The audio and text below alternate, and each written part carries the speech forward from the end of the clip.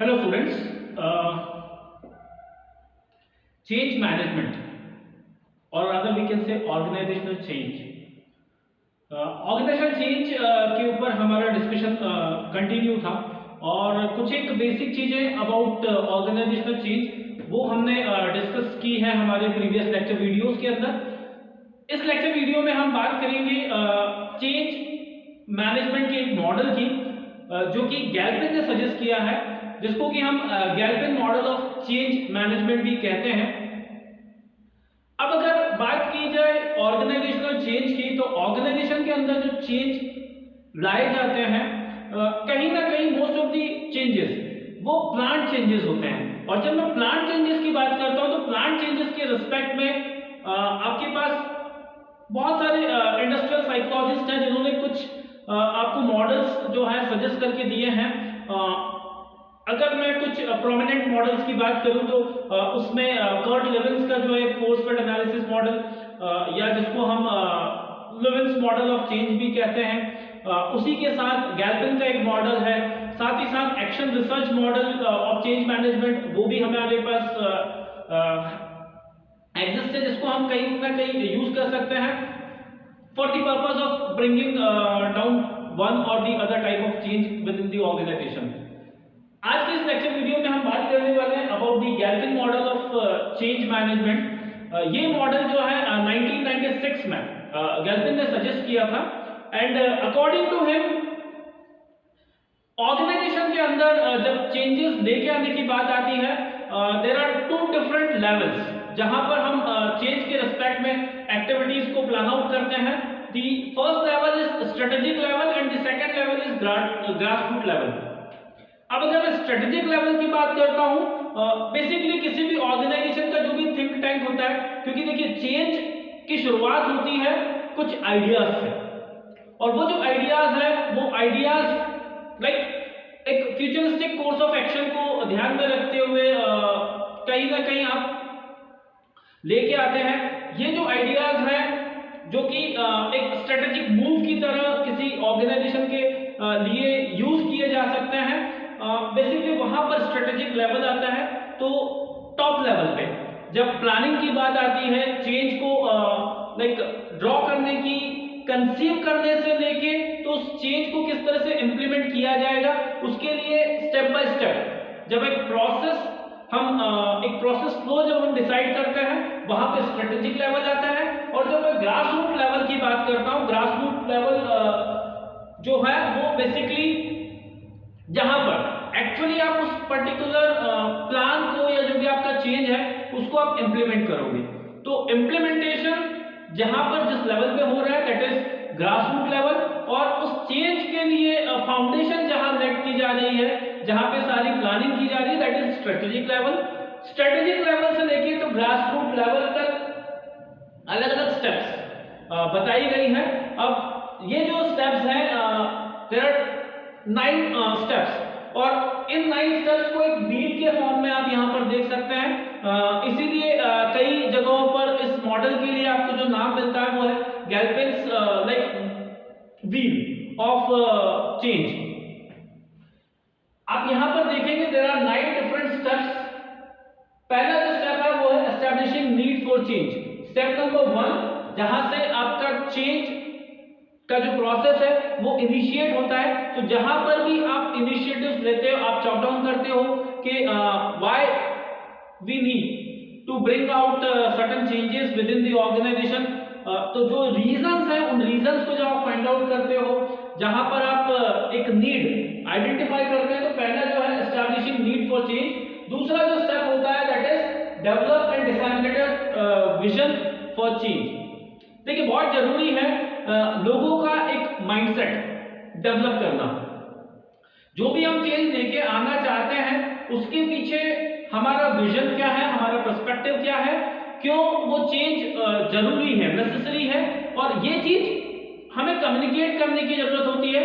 क्योंकि जब तक हर एक इंडिविजुअल ऑर्गेनाइजेशन से जो जुड़ा हुआ है, जब तक वो रियलाइज नहीं करेगा उस चेंज की इंपॉर्टेंस, तब तक वो चेंज को कभी भी वेलकम नहीं करेगा। तो वो रियलाइज करवाना that is developing and disseminating vision for change.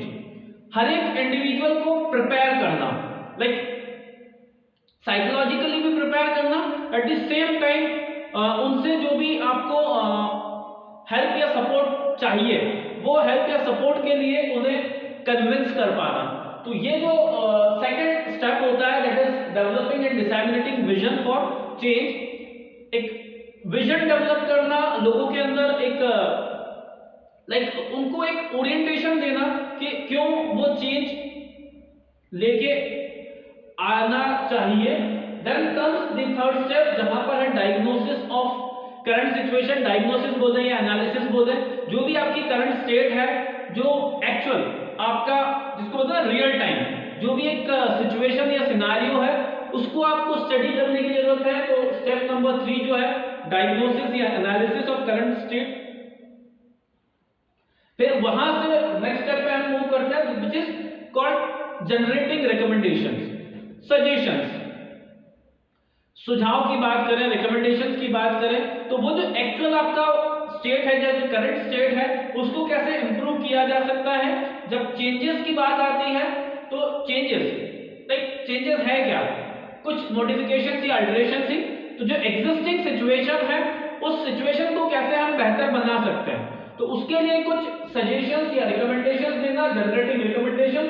Then next step जो है वहां पर हम उन रिकमेंडेशंस को थोड़ा सा और क्लैरिफाई करते हैं, थोड़ा सा और प्यूरिफाई करते हैं, थोड़ा सा और उनकी डिटेलिंग में हम जाते हैं। तो जो भी रिकमेंडेशंस हैं उनके रिस्पेक्ट में कुछ और हम जब बात करते हैं इन डेप्थ एनालिसिस करते हुए हम डिटेल में वो सारी चीजें बताते हैं, तो दैट इज डिटेल रिकमेंडेशन।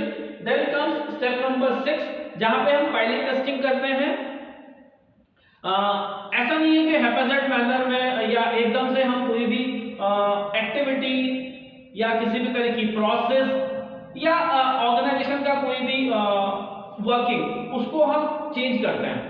जब भी चेंज की बात आती है तो आपको पहले सारे एस्पेक्ट्स देखने होते हैं, आपको उसको टेस्ट करना होता है। पायलट टेस्टिंग के अंदर हम क्या करते हैं, इंप्लीमेंटेशन के पहले चेक करके देखते हैं कि क्या पॉजिटिव्स और क्या नेगेटिव्स होंगे उस चेंज के। अगर जो आपने करंट सिचुएशन है उस करंट सिचुएशन को चेंज किया, एक नई सिचुएशन अगर आपने क्रिएट की है, तो उस नए सिचुएशन से आप कैसे बेनिफिट होंगे या क्या आपको प्रॉब्लम्स उस सिचुएशन में फेस करने को मिल सकती है, उस चीज का असेसमेंट आपको हो जाता है जब आप पायलट टेस्टिंग के लिए जाते हैं। पायलट टेस्टिंग के बाद भी आप वहां से फर्दर कुछ और सजेशंस देते हैं, जो पायलट टेस्ट रिकमेंडेशंस, वो आपका स्टेप नंबर 6 है। Then comes prepare recommendations for roll out. जब आप उस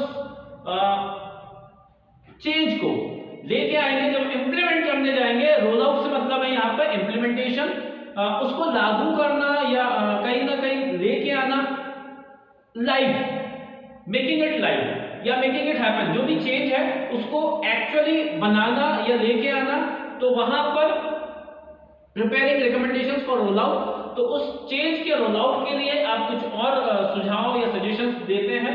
and finally you make it happen, आप उसको इंप्लीमेंट करते हैं, रोल आउट चेंजेस। एंड जब आप सारे चेंजेस लेके आ जाते हैं आपके सिस्टम के अंदर, तो फिर आपको कंटिन्यूअस बेसिस पे, ऑनगोइंग बेसिस पे उसको मॉनिटर करते रहना है। जो भी रिविजन्स हम मतलब रिक्वायर्ड होते हैं, क्योंकि देखिए ऐसा नहीं है कि जो आपने करंट सिचुएशन को ऑल्टर किया है और एक नया स्टेट या एक नई सिचुएशन आपने क्रिएट की है, वो सिचुएशन भी एज इट इज बनी रहे। चीजें चेंज होती है, उसके अकॉर्डिंग आपको अपने ऑर्गेनाइजेशन के अंदर अगेन चेंजेस लेके आने पड़ेंगे।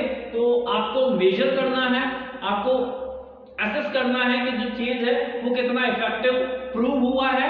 इफ नॉट, तो फर्दर हम क्या उसमें और नए ऑल्टरेशंस या मॉडिफिकेशंस कर सकते हैं, क्या क्या रिविजन्स पॉसिबल है और कैसे हम वो सारे चेंजेस रीइंफोर्स कर सकते हैं, लागू कर सकते हैं, इफेक्ट में ला सकते हैं। तो वो जो चीजें हैं वो कंटिन्यूअस बेसिस पे या एक जिसको बोलते हैं ना कि आप एक फिक्स टाइम इंटरवल पे उन चीजों का रिव्यू लेते चले और रिव्यू के साथ साथ आप उन चीजों को रिफाइन करके और इंप्लीमेंट करते चले जाएं। तो इस तरीके से ये चेंज आप ऑर्गेनाइजेशन के अंदर लेके आ सकते हैं।